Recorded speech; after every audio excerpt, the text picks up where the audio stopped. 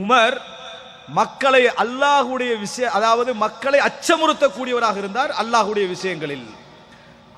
விஷயங்களில் மக்களை அச்சமுறுத்தக்கூடியவராக இருந்தார்.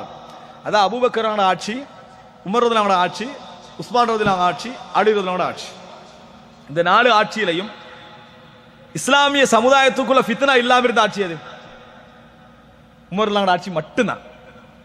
அபூபக்கர் ஆட்சி காலத்துல இஸ்தீர்ணப்படுத்த வேண்டிய பொறுப்புக்கு யாரோ வராரு? அபூபக்கர்லாம் வாராங்க. ரசூலுல்லாஹ்வுக்கு பிறகு ஒரு ஆட்சியாளர் என்கின்ற இடத்துல யாரும் இல்லை, அவர் தான் ஃபர்ஸ்டா வாராரு. அப்ப அந்த பழக்கத்தை உண்டாக்குவதற்கு முதலா பாடுபட வேண்டியிருக்குது. அதுக்கு பிறகு யார் வராரு? உமர்.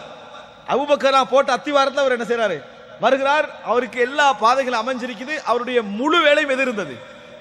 அதை தொடர்வது. அதனால அவர் என்ன செய்யறாரு?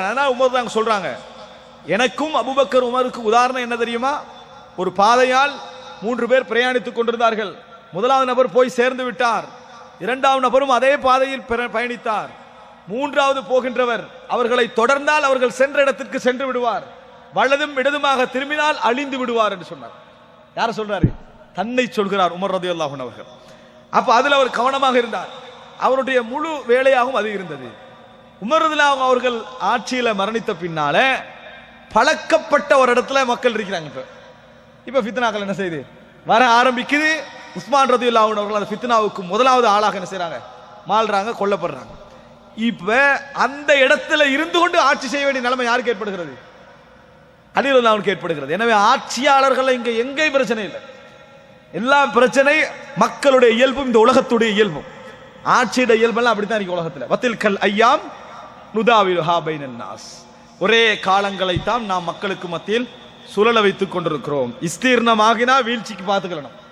வீழ்ச்சி அடைஞ்சாண்டா வாரம் ஒத்த என்ன செய்யறான்? அதுல இருக்கிறான் என்பதை உணர்ந்து கொள்ள வேண்டும். இதான் உலகம். கூடினா பிரிவிரிக்கும் விளங்கிறான், பிரிஞ்சா சேர்றதுக்கு வாய்ப்பு இருக்கு. என்ன செய்ய வேண்டும்? புரிந்து கொள்ள வேண்டும். எனவேதான் சொல்றாரு முஆவியா ரலியல்லாஹு அன்ஹு அவர்கள், நீங்க உமருடைய ஆட்சியை கவனியுங்கள். ஃபஇன்ன உமர் கான யுஹிஃபுன் நாஸ ஃபில்லாஹ். அல்லாஹ்வுடைய விஷயத்தில் அதாவது மக்களை அல்லாஹ்வுடைய விஷயத்தில் அச்சமுறுத்தக்கூடியவராக யார் இருந்தார்கள்? உமர் ரலியல்லாஹு அன்ஹு அவர்கள் இருந்தார்கள் என்று சொல்லிட்டு சொல்றாரு, சமிஅத்து ரசூலுல்லாஹி ஸல்லல்லாஹு அலைஹி வஸல்லம் யகூல். ரசூலுல்லாஹி ஸல்லல்லாஹு அலைஹி வஸல்லம் சொல்ல நான் கேட்டிருக்கிறேன், மய்யுரிதுல்லாஹு பிஹி கைரன் யுஃபக்கிஹு ஃபித்தீன்.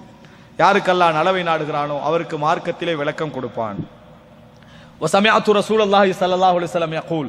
ரசூல் ஸல்லல்லாஹு அலைஹி வஸல்லம் சொல்ல நான் கேட்டிருக்கிறேன், இன்னமா அன ஹாஸின், நான் இங்கே சேமிப்பவர் தான். ஃபமன் அதைதுஹு அன் தீபி நஃப்ஸின், நான் யாருக்கு மன விருப்பத்தோடு கொடுக்கிறேனோ, கேட்டு வாராரு தகுதி தான், கட்டாயம் இவருக்கு கொடுக்கணும் அப்படின்னு கொடுக்கிறேனோ, ஃபயுபாரகு லஹு ஃபிஹி, அவருக்கு பரக்கத் செய்யப்படும்.